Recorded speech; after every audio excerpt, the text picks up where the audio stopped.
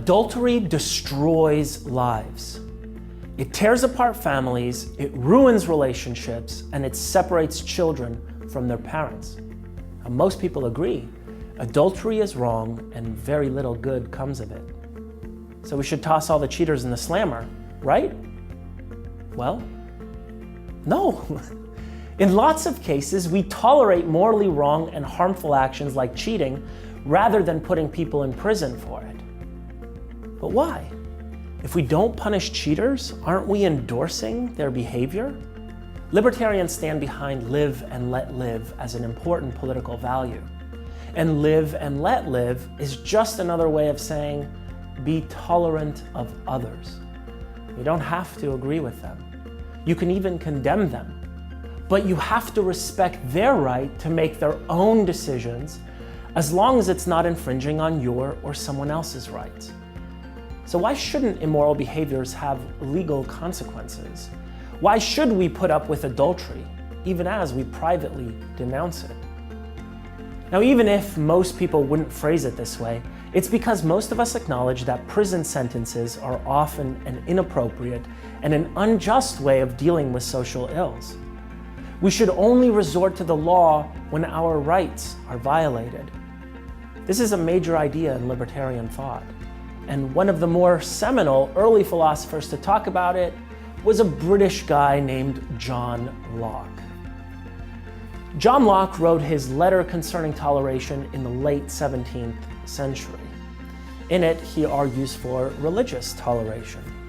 Now, at that time, the English government insisted that the bond between church and state should be strong, and that non-Anglicans should be jailed, beaten, or even tortured to get them to reflect on the truth of Anglicanism. Anglicanism being, obviously, the one true religion. But Locke argued that the state of a citizen's soul is actually none of the government's business. That's the business of churches, and it's the business of individuals. And it should be engaged in through persuasion rather than through violence. The government should concern itself only with external interests, he said, like life, liberty, and the general welfare.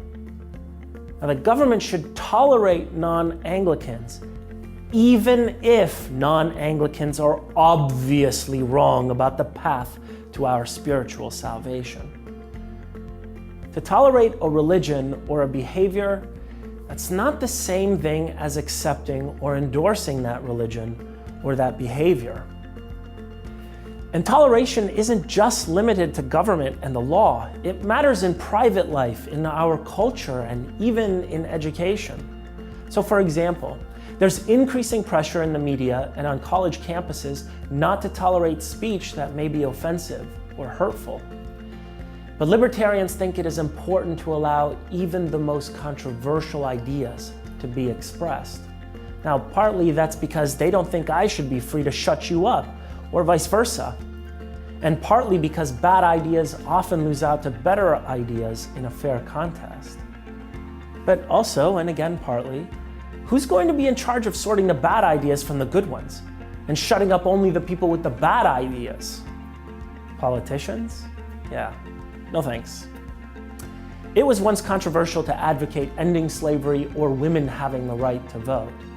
Politicians of the past try to shut the abolitionists and the suffragettes up, but enough of them wouldn't be silenced. Now, what if we had been more tolerant of controversial speech in the past? Maybe women would have had the right to vote sooner, and maybe slavery wouldn't have lasted as long as it did. Libertarians believe that we should be tolerant of many behaviors that may be harmful to those engaging in them, like adultery or even drug use. Jailing people should not be the first method for dealing with behavior that we disapprove of, even if all of us together disapprove of it.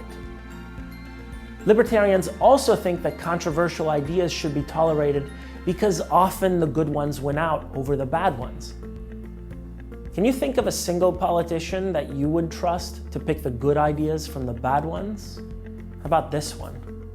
And this one? Any one of these? Yeah, me neither. Giving politicians the power and authority to censor speech and to jail adulterers and pot smokers, that's to disenfranchise minorities. Okay, now let me summarize. First, toleration means we live and we let live. We only seek government force when our rights are infringed upon, instead of any time we are offended or disgusted, even if lots of us are offended or disgusted. Okay, second, John Locke argued that the government shouldn't punish people for having different views on the church and on religion.